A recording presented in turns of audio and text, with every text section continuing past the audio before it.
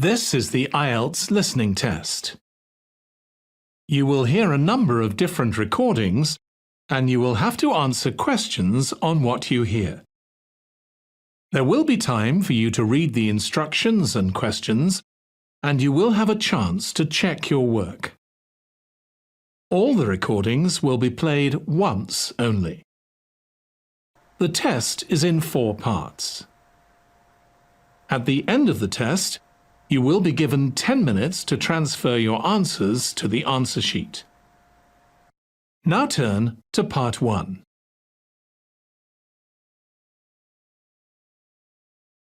Part 1. You will hear an agent calling from Farrelly Mutual about the recent homeowners insurance inquiry. First, you have some time to look at questions 1 to 6.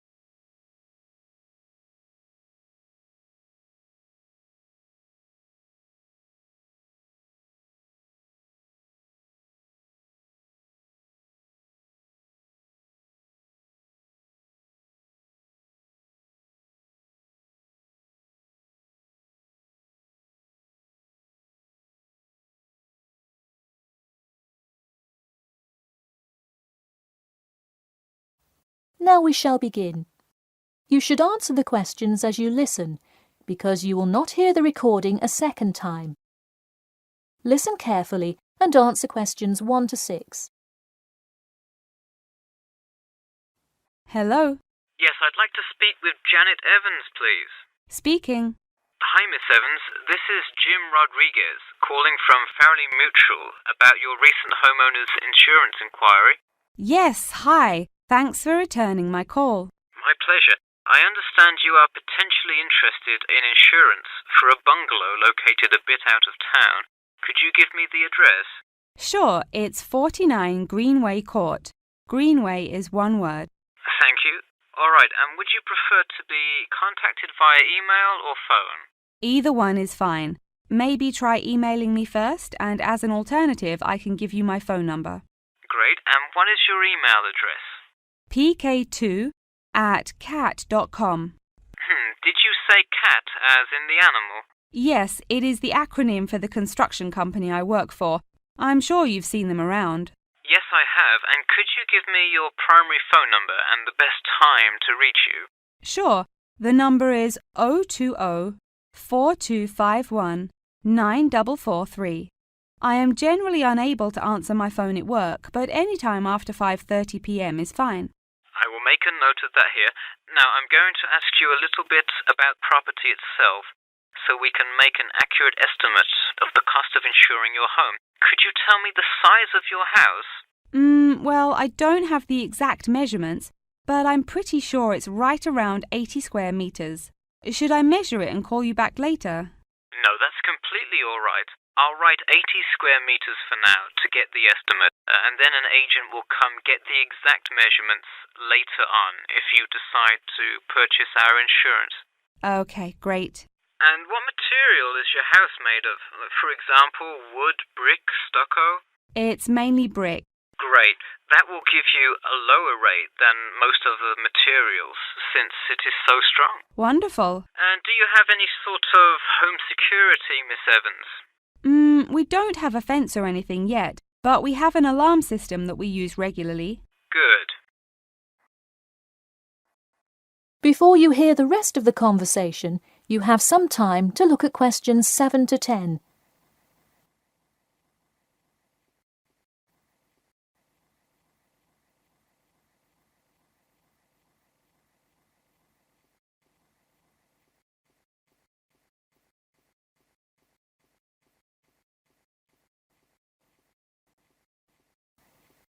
Now listen and answer questions 7 to 10. Now, I'll go through a number of things we offer coverage for, and I'd like you to tell me which items you want your policy to cover. Okay. We'll start with the building itself first. Would you like us to cover incidental damage to the structure to your house? Absolutely. Splendid. And the contents inside your house? We usually cover all items with an appraised value of about £200. Would you like us to cover theft and damage beyond natural wear and tear? I will let you know that the second option here will come with a considerable increase in your rates. I think I'd just like the contents of the house to be covered against theft then. All right, and would you like any other insurance? Fire, flood, etc.? Yes, I definitely want flood coverage. It rains a lot here and the drainage system in the area is not the greatest. Okay, I am calculating your quotation now. It will just take a second. It looks like your annual insurance rate will be £148.30. Thanks, that seems somewhat reasonable. I would like to take some time to think about it. How long does it take to begin receiving coverage after signing up? It depends on the time of year. It can take anywhere from 2 to 6 weeks. I would say if you sign up by July the 1st, you could start your coverage by August the 1st. I see. Okay, thanks for your help. Should I call you back at this number when I have made my decision? Yes, please. And so that we can look up your account faster, I'll give you a reference number that you should provide when calling. Ready? Yep. It's TR278Q. Got it. Thanks. Thank you, and have a nice day. That is the end of part 1. You now have 1 minute to check your answers to part 1.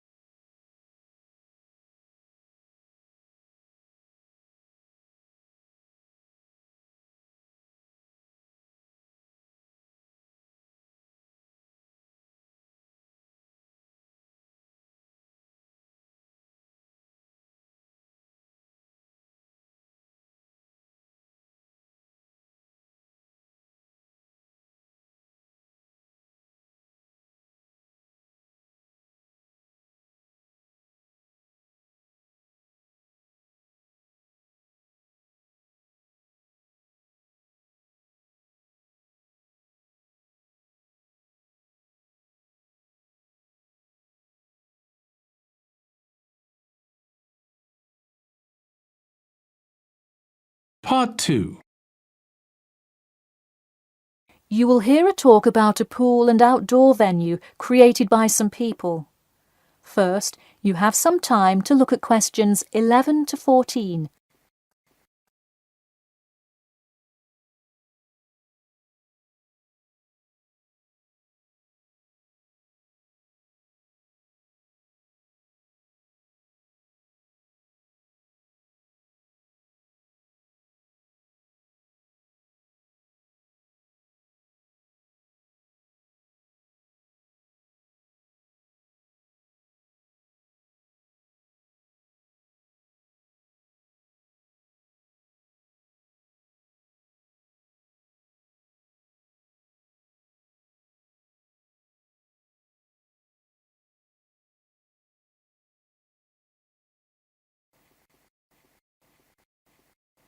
Now, listen carefully and answer questions 11 to 14.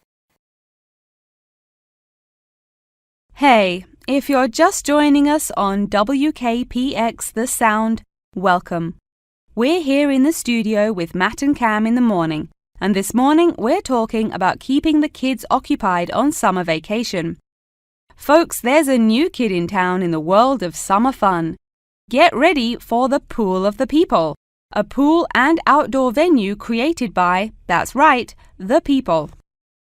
Scheduled to open in November, the ideas for everything from the design of the pool right down to the items sold in the snack bar have been decided upon by a sample of 1,050 members of the public.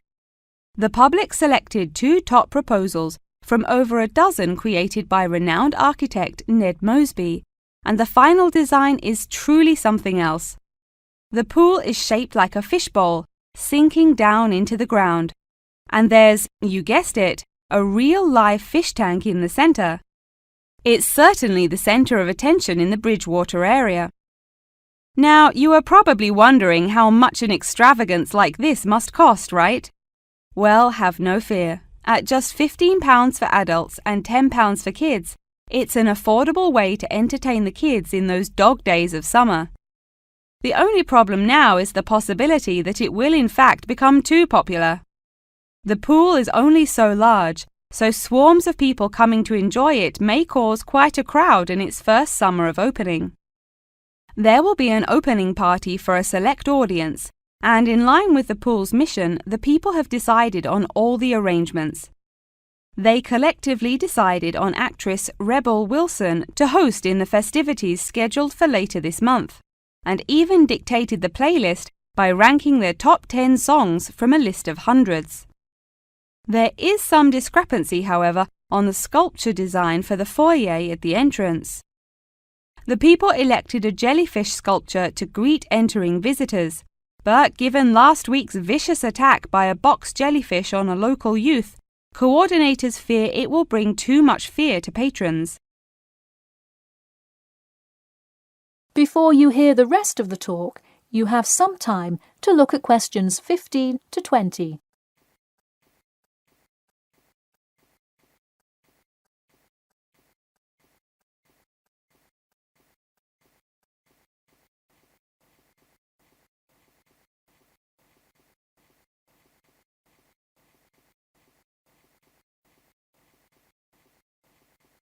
Now listen and answer questions 15 to 20.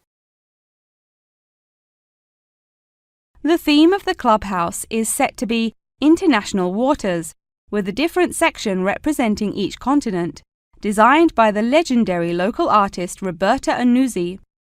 Representing Asia in the reception area will be a mosaic made up of prominent animals indigenous to the continent.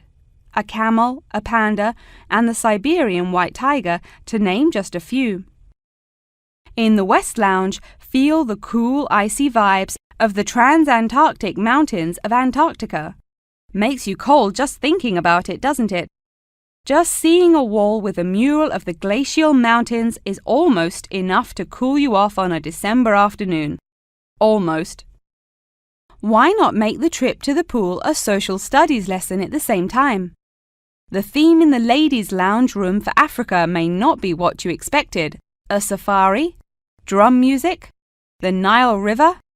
No. Did you know that Africa was home to the first jewelry? I sure didn't. By contrast, as you may expect, North America's theme for the card room is as modern, even futuristic as it gets.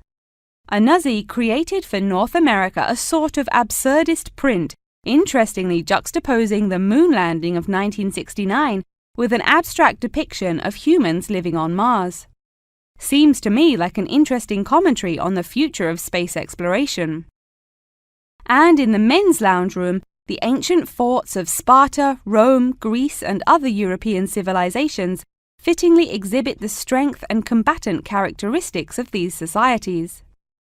Finally, the cafe and breakfast room area is an enchanting round room that draws all attention to its center, where there is a strikingly realistic sculpture of a volcano. The delicious food may actually be only the second most exciting part of this room, in comparison to the 9-foot statue, complete with brightly colored molten lava to characterize South America. Honestly, it is like a museum visiting each room of the clubhouse. Why not make the trip to the pool an educational one for the kids? We're going to take a quick commercial break here at WKPX, but we'll be back in 10 with more on what's touted to be the summer's hottest place to beat the heat. That is the end of part 2. You now have 30 seconds to check your answers to part 2.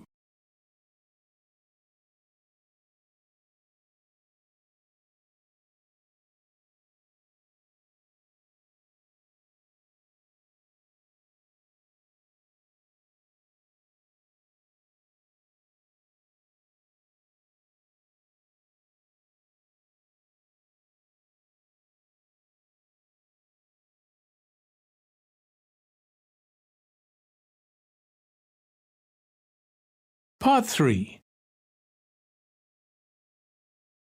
You will hear two students called Jimmy and Kathy talking to their tutor about the current research paper. First, you have some time to look at questions 21 to 25.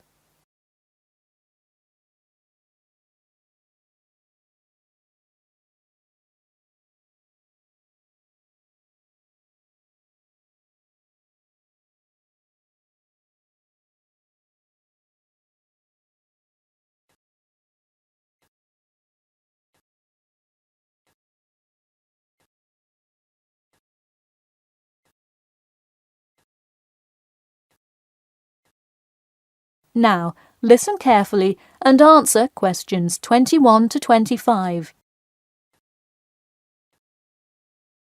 Before we start, Jimmy and Kathy, thanks for coming in today to talk about your current research paper. Well, I will also give you some suggestions for your future presentation later. That's great.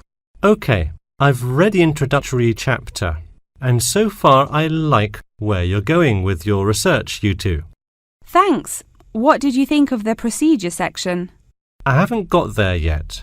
I'll get to that and the results and discussion section in a bit. Oh, if you haven't read the rest, are you just saying you like the introduction? No, the layout is really well done. You have each section clearly marked and have the header and footer perfectly formatted, and your title page is right on the money. A lot of students have trouble with that one. To be honest, we did refer a lot to the example we received in class. That's good to do for spacing and layout, as long as you're not also copying the information. The background information is a little sparse though. You may want to add to it. You think so? I was more worried about whether I had enough data. You definitely need more background information. I would think about finding some more online articles or doing more research in the campus library. That's a good idea. We can go tomorrow. I find it too tough finding the subject matter in the online journal database. I also like being able to flip through the physical journal as opposed to trying to scroll down on a computer. Me too. Oh, I almost forgot. I've included all of my citations in the abstract, but could you help me with the bibliography? I should be using a bibliography, right? Not an appendix. Sure, I can help with that. Yes, for this type of scientific research paper, list all sources that you cite in the body of your paper in a bibliography. Go to the website I gave you last time to see the exact way to list each source. Okay, thanks. I'll do that. We still have a lot of things to fix up. Yeah, but there's a lot of good stuff here to work with. So enough about the paper. How is the presentation going? Well, it's all right. I'm going to go try out the new presentation software while Jimmy's working on the bibliography. Yeah, we are hoping to make an animation of an actual pump, but still have a lot to learn about how to do that.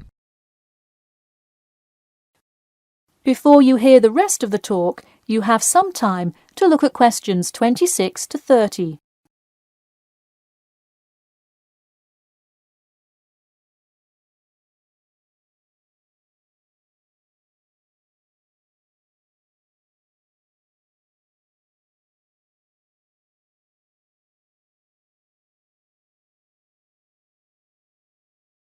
Now, listen carefully and answer questions 26 to 30. Who would have thought before we started this project that we would be able to recreate the motion of a pump? This stuff is just so interesting. So glad to hear it. Yeah, I am glad I took engineering this semester. I would definitely like to keep up with it. You know, there's an organization called the Machine Engineer Society. You should look into joining it. You'd need to score well in your engineering class to qualify, but I think you can do it. Interesting. I will definitely check it out. I would really like to get in contact with some professionals in the engineering field to find out more. I don't really know anyone in the field now, though.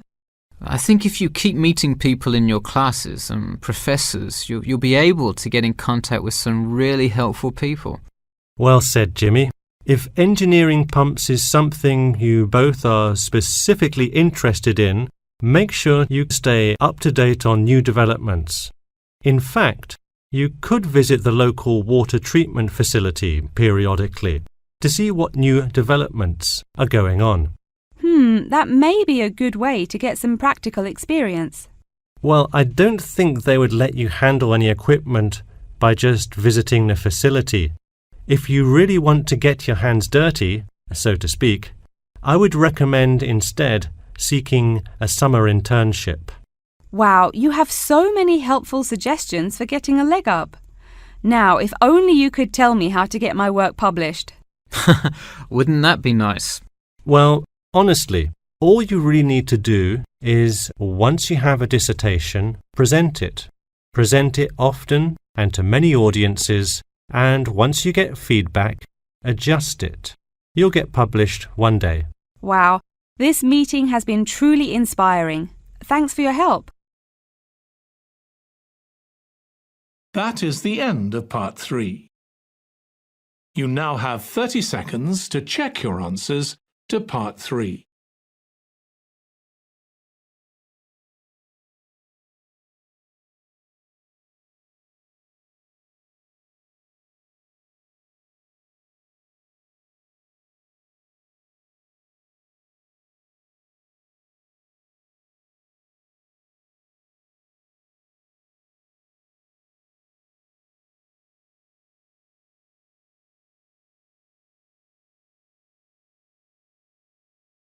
Part 4.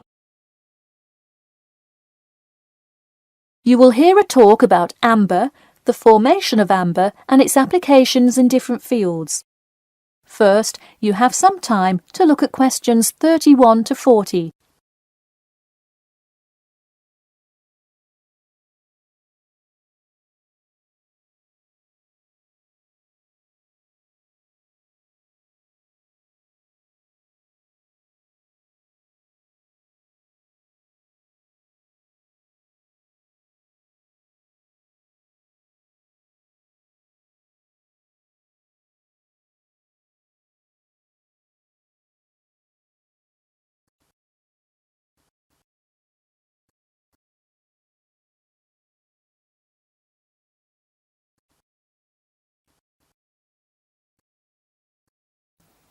Now, listen carefully and answer questions 31 to 40.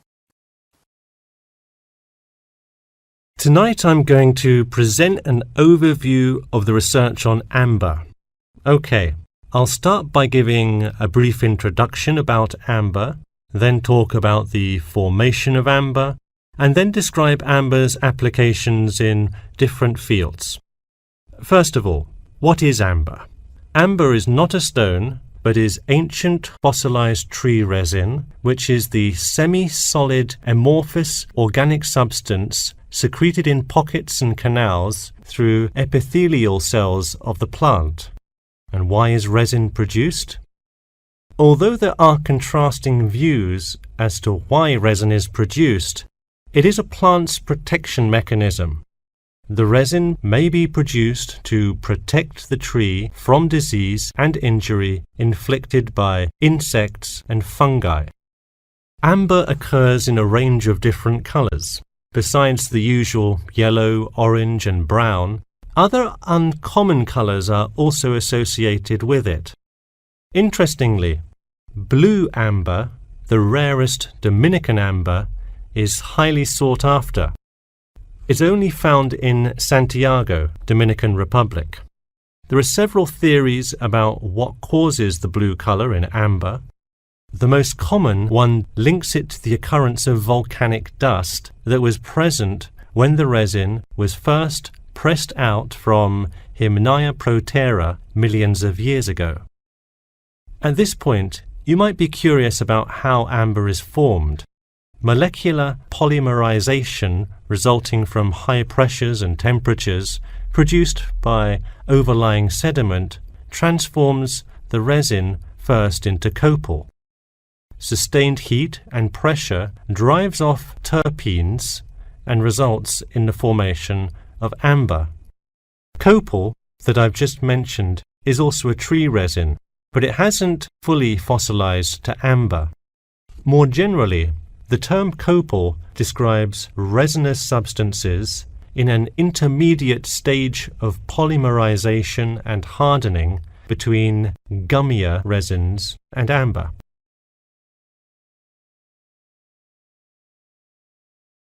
So where can we find amber? It can be found on seashores. The main producer worldwide is Russia. In fact, about 90% of the world's available amber is located in the Kaliningrad region of Russia, which is located on the Baltic. Here, the resin is washed up on the coast after being dislodged from the ocean floor by years of water and ocean currents. However, exposure to sunlight, rain, and temperate extremes tends to disintegrate resin. This also indicates that amber is not really an ideal fossil preservative for most uses. We've already learned that amber is made of tree resin. It often includes insects that were trapped within the tree many millions of years ago.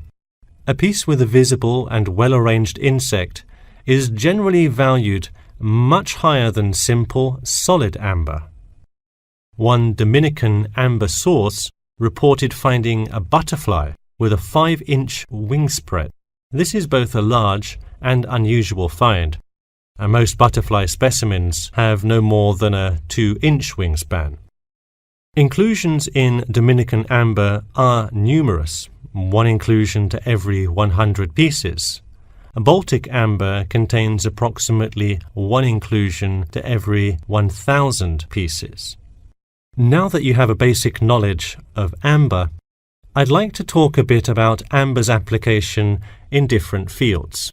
First, amber is appreciated for its color and beauty. Good quality amber is used to manufacture ornamental objects and jewelry. For instance, using a variety of exclusive, first-class quality natural Baltic amber with silver to make natural amber jewelry. But due to the biodegradation of amber fossils, people with amber jewelry have to take special care of it to ensure that the amber is not damaged. It was previously believed that amber worn on the neck served to protect one from diseases of the throat and preserved the sound mind. Callistrate, a famous doctor in the Roman Empire, wrote that amber powder mixed with honey cures throat, eye, and ear diseases, and if it is taken with water, eases stomachache. While the mystery around that use of amber has not been cleared, one thing is sure: it will help effectively to defeat small malaises. Amber has even been used as a building material. Amber created the altar in St. Brigida Church in Gdansk, Poland. In St. Petersburg, Russia, the walls of the famous Amber Room were lined with intricate carvings and inlaid designs. This palace room is being reconstructed from photographs and can be visited at the Catherine Palace, located in the town of Tsarskoye Selo. And finally, the fourth use of amber is that That is the end of Part 4. You now have 1 minute to check your answers to Part 4. That is the end of the listening test. In the Ielts test, you would now have 10 minutes to transfer your answers to the answer sheet.